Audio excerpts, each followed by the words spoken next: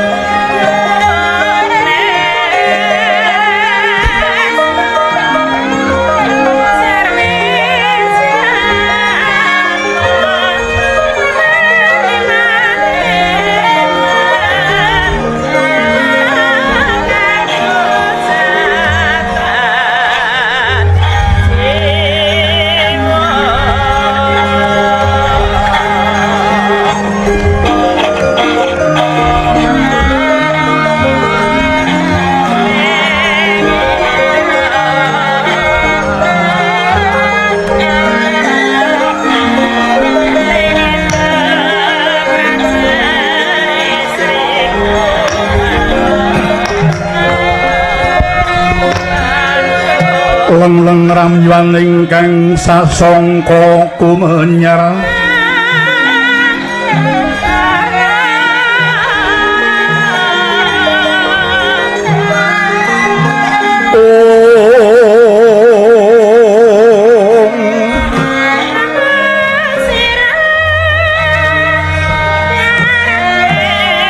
sasangka kumenyar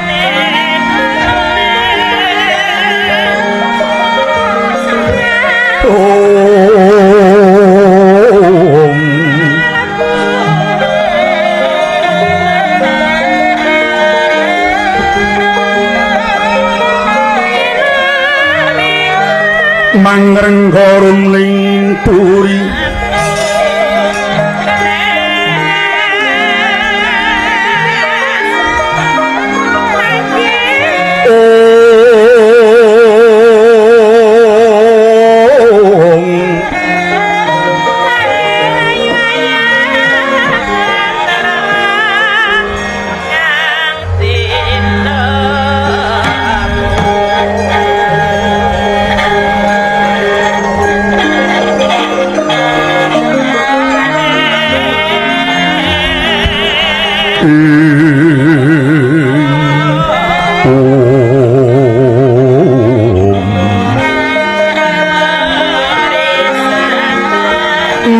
mangkin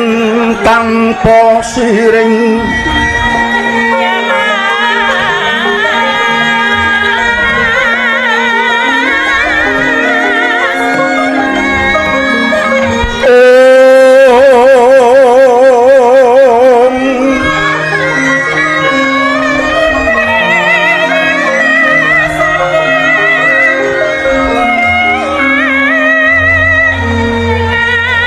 nikang umah mas wirmuruping langit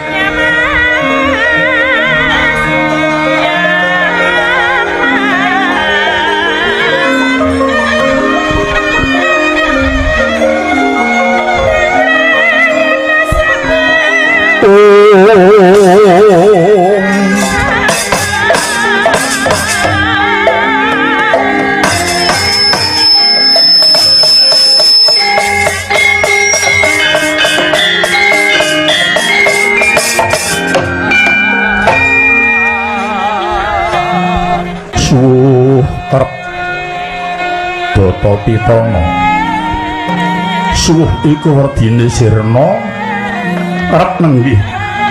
kahanan tentrem Data Hangesti Pitana iku luhur sirna kang memala mahanane jagat tentrem lamun kita ngesti marang luhuring budaya tuhu menika wangsun kinop asmaning wayang Purwa bebasan Durga Mendak Kala Sirna rahayu ingkang kaesti rahayu sagung dumadi haninggih negari Tunggal ingkang minangka pambukaning kandha lah menika sebat negari Ngastina ing Praja Gajah Liman Benawi sebat ing Kuru Janggala mila hawasta negari Ngastina labet ing nguni Kang Yasa Sarga Prabu Nausaya Prabu Astimurti awasta Gajah Liman Benawi awit rumuhun tilas kedaton ing Dwi Panggo sinebat Kuru Janggala ing kono dadya keton ing bangsa Kuru nagari Ngastina dumunung ing gisi ing Bengawan Jamuna winatosan ing kiblat Purwanenggih gemlaring Wana Mandalasara kiblat Pracimasa kuning Gunung Mahindra kiblat Duksina Tuwus malela gemlaring Kuru Kasitra wondene ingkang mangalere ngungkang jurang hancuk ing samudra Ngastina wis kala negara ingkang panjang kunjung pasul kala jinawi gemah ripah karta tata tur raharja panjang dawa capanipun yo kawibawani wis kasusrah ing bangsa kuncar tuwing manca awet nagari Ngastina tuwageng tur inggih agung dasar ayom tur inggih ayem ageng lire jembar laladani gedhe ulu pametune trata padha cakep cukup kawulani winastan agung lebet negara kang gedhe obore padang jagati buruku sing adoh marang kuncaran sinebat hayem awit minangka pandam gurinaning pengayoman pernatan mujudake paugeran sing adil dadi kanyatan dasar ayem labet ing kono minangka tuk sembering panggesangan pasir samudra ukir gunung mangko wardi negari Kenembang Jaladri pinasak harga tanmo kalamun Praja Hastina kepegan ing sungapan supitan tuwin mangku bandar pelabuhan loh tulus kang tinandur jinawi murah kang tinuku dasar para kawula tekun ulah tetanen misaya mina semonoga saben hari lagi ing Bangkar Manjing Sambada Pak Baita Wangkindong Jala panyayah emas kintar lampahing tonang pawa pesamben raja Kayidatan Kuciwa Raina klaring pangonan Sri Pengarka wangsul marang kandangi dhewe-dhewe tanpa kang kajijin gemah katitik para bakal layar rintun dalutan ana pedhoti lumaksana angopa buga hanglur selur pindhane Brakiti kang baris ing inggiling sela candak kulak tanpa piniak dol tinuku tas lumintu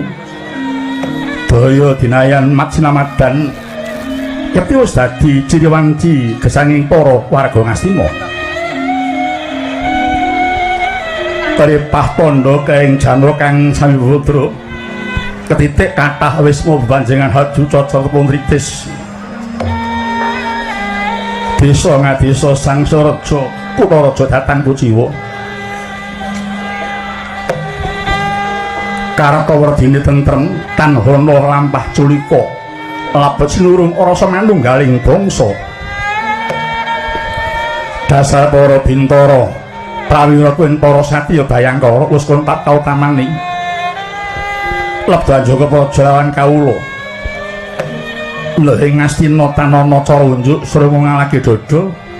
hambek dek Surabaya kabrasta watak adigang adiguna terus kasra dening tindak kang utama para harja tebing parang muka puncaning para jaruming bangsa mangambar pindha sekar cepaka kurang dinucapno disuluing sang nata ingkang ngasta pusaka praja Ngastina jejuluk Prabu Duryudana Karana Narendra Sumbaga wenang hangrasuk makutha kaprajuritan iya Prabu Duryudana manggawerti sinyudan para kalolabet agung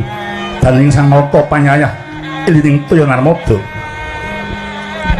inggih Jaka Pitana dados pepenget tasih Jaka sampun jumeneng Narendra ya sang Jaya Pitana nenggih rasa ing pamuja iya Prabu Kurupati dados musyaning bangsa Kuru inggih Gendari Suta awit sang nata putra Dewi Gendari iya Drastarastasi nyata yoganing sang Drastarata iya Prabu Gandharya menika turasing Ratu Gandhara ya sang Tri Pamangsah dados pemut sang Prabu lair Dampet tiga inggih Prabu Kurawendra awit wenang kadang 100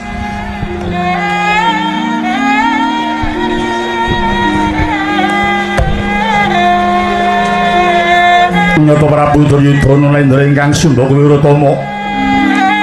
dasar mahambektan wita dharma hita sama hita sara hita